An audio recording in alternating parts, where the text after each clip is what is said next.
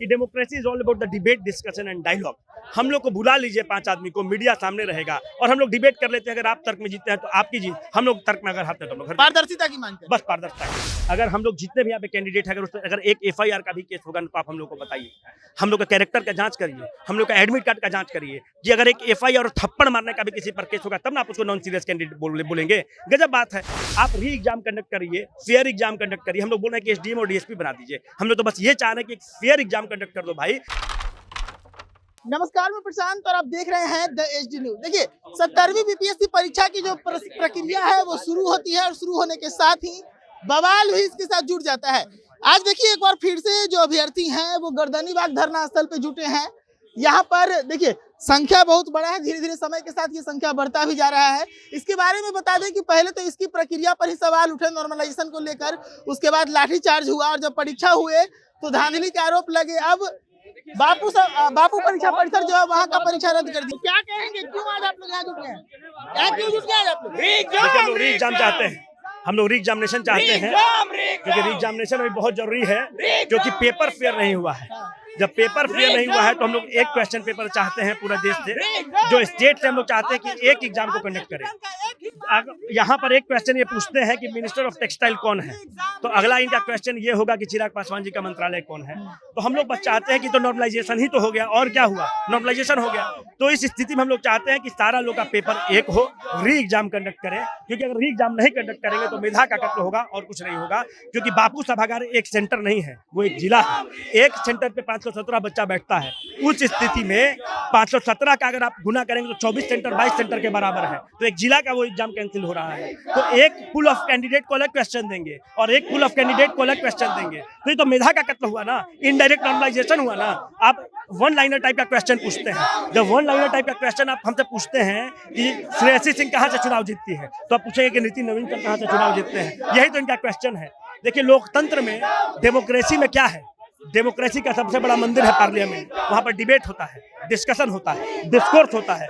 हम लोग चाहते हैं कि मीडिया बंधु के सामने हम लोगों को बुला लिया जाए, वो अपना तर्क रखें, हम लोग अपना तर्क रखेंगे। अगर वो तर्क में हम लोग को परास्त करते हैं तो हम लोग घर जाएंगे।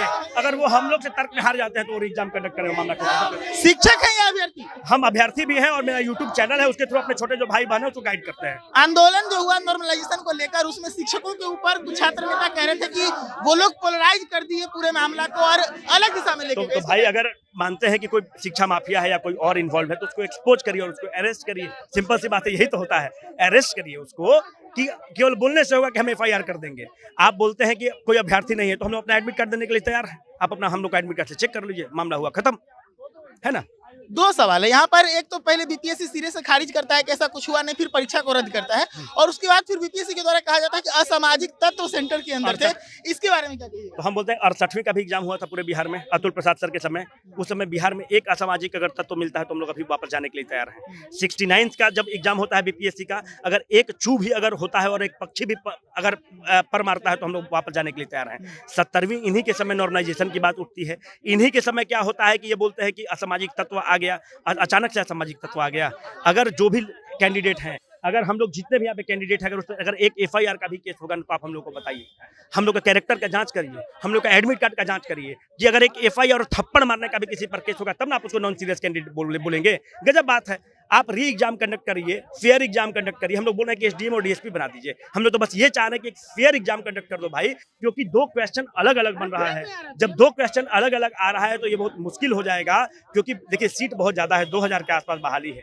तो हर आदमी चिंतित है, एक नंबर से कितने लोग बाहर चले जाएंगे। मामला ये है कि आप भी पढ़े लिखे हैं, एक नंबर से कितने लोग अंदर जाएंगे। आखिरी सवाल है, आखिरी सवाल ये है कि आज आप लोग क्या करने आए हैं? सत्याग्रह कब तक चलेगा? सत्याग्रह अब इनको हम लोग को पुलिस से मार के, लाठी से बंद करके हम लोग को थाना में बंद कर दें। हम लोग गरीब घर के लड़का है, किसान के हैं, टीचर के लड़के हैं, स्टूडेंट, इसमें कितने लोग हैं, सब टीचर उचर के बाल बच्चा है। थाना में हम लोग को बंद कर दें। दूसरी बात ये है, हम आप लोग के मार्फत हाथ जोड़कर विनती करते हैं कि democracy is all about the debate, discussion and dialogue. हम लोग को बुला लीजिए 5 आदमी को, मीडिया सामने रहेगा और हम लोग डिबेट कर लेते हैं। अगर आप तर्क में जीतते हैं तो आपकी जीत, हम लोग तर्क में अगर हारते हैं तो हम लोग पारदर्शिता की मांग करें। बस पारदर्शिता की मांग। चलिए, तो आज अभ्यर्थी जो है वो फिर से गर्दनीबाग में जुटे और गर्दनीबाग में जुटने के बाद इन लोगों का मांग है कि जो परीक्षा है वो रद्द हो। सिर्फ बापू परिसर परीक्षा सेंटर का ही नहीं, पूरे बिहार की बीपीएससी का परीक्षा रद्द की जाए, क्योंकि इससे क्या होगा कि या तो परीक्षा प्रश्न का स्तर है वो बढ़ जाएगा या फिर गिर जाएगा, जिससे या तो जो लोग का नहीं रद्द हुआ उन्हें समस्या हुई या फिर जिनका रद्द हुआ उन्हें समस्या हुई। तो इन तमाम तरह के माहौल में ये लोग अब कह रहे हैं कि पारदर्शिता हो, बीपीएससी हम लोग के साथ बैठे, हम लोग बस 5 लोगों के साथ बैठना चाहते हैं बीपीएससी के साथ, और हमारी बातचीत मीडिया के सामने हो, तर्क हो वहां पर। अगर तर्क हम लोग हार गए तो हम लोग आगे बात नहीं बढ़ाएंगे, अगर तर्क हम लोग जीत गए तो बीपीएससी को हमारी मांगों को मानना पड़ेगा। इस पूरे मामले पर आप क्या सोचते हैं? आप अपनी राय रखिए। पटना से प्रशांत कुमार, धन्यवाद।